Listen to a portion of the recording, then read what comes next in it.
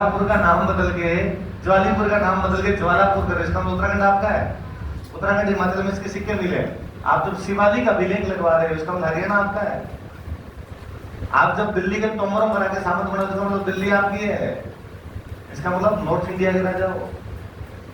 और हम अपने वालों को यूं सिंपल अजमेर तक कर दिया। अजमेर के चौहान, अरे काय अजमेर का चौहान राजा है, उत्तर भारत का चौहान राजा है। ऊपर कश्मीर वाला पोर्शन छोड़ दो, बाकी तो अटक तक तो जा रहे हैं वो लोग, और उधर तक तो कह रहे हैं यहाँ तक तो हम आ गए हैं और हम चाहते हैं इधर का कोई भी आक्रमणकारी हमारे पास में विदर्भ वाली धरती को क्रॉस है। मेरे पास इस दिन भयंकर भयंकर पैसे आ जाएंगे, जो 1500 करोड़ 2000 करोड़ वैसे। उस दिन मैं विगराज पे मूवी बनाऊंगा। मैं खूब सोचता हूँ विगराज के कि यार मैं इस पे जी मूवी बनाऊँ, उसमें क्या होता। मैं कई बार इमेजिन करता हूँ, हालांकि अपने दिमाग में क्रिएटिविटी है नहीं, पर फिर भी यार उसका जो पहला सीन है उसके अंदर ही होना चाहिए।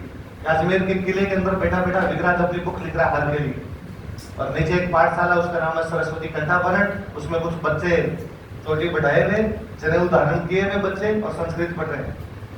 तो पाठशाला का नाम ही सरस्वती कंठाभरण है। और मैं सोचता हूँ उसका इंटरवल से ठीक पहले का एक सीन हो जिसमें विगराज टांग पे टांग देके अजमेर के किले में बैठा हो और दिल्ली वाले लाइन में लग के उसको टैक्स देते हो, ताकि हम बताएं कि साथ आज दिल्ली कहती होगी राजस्थान में क्या क्या करना है। कभी हम अजमेर में बैठ कर तय करते थे कि दिल्ली में क्या होगा। दिल्ली वाले लाइन में लगकर हमको टैक्स देके जाया करते थे। मैं सोचता हूँ यार उस मूवी का जो पोस्टर बनाया जाए, उस पोस्टर में कुछ ही नहीं हो, एक नदी बहती हो पीछे, अटक नदी, और नदी एकदम बह रही हो, उसके नदी के एकदम पास में बैठा विगराज और तलवार एकदम लाल हो रखी है, तलवार को धो रहा है उसको। जो अटक तक लड़ते लड़ते आया, खून से लाल हो गई है, अटक के अंदर उसने धोई है। इसका मतलब कहाँ तक पहुंच गए वो। मेरे दिमाग में तो खूब चीजें आती। फिर मुझे लगता है इसमें तो लव स्टोरी हो रहा है दो इंटरवल से पहले दे सकते भी, इंटरवल के बाद जितना कर सकते हो उतना। इधर हम दिखाएंगे कि साहब इधर अकाल पड़ा हुआ, अकाल के दिनों में बिशलपुर के अंदर तालाब बनाया जा रहा है, ताकि जब भी बारिश आएगी तो इसके अंदर हम पानी भरेंगे। और पास में शिव जी का मंदिर बन रहा है, बीच में गौकर्णेश्वर मंदिर, कितनी कितनी चीजें। अब उसे बताएंगे कि जैनों का विद्वान धर्म घोष सूर्य किसी राणा के दरबार में बैठकर कहता कि एकादशी के दिन जीवन का नहीं होगी। सेकुलरिज्म, धर्मनिरपेक्षता, सब कुछ एक साथ दिखा देंगे, हिंदू जैन, तो खूब सारे पैसे आते हैं। इसलिए तुम दुआ करो। ये आपके पास पैसे बहुत आ गए। तुम्हारे दिमाग में आ गई ये बात, आ गई अब डोनेशन सेट हो गई अब। हाँ तो बताओ कौन विगराज बनेगा उस मूवी में तुम में से? अरे मतलब बूढ़ा हो हमारे यंग आदमी, ठीक है। बॉलीवुड वालों का सबसे बुरा काम यही है कि वो यंग रोल में बूढ़ों को लेकर लगे। पृथ्वीराज चौहान 26 साल की उम्र में मर गया। पृथ्वीराज चौहान की पूरी उम्र कितनी थी? 26। अब अक्षय कुमार 26 साल का कैसे लग सकता है? आप 62 साल के हो रखे हो, आप 26 के बढ़ोगे तो अजीब लगोगे।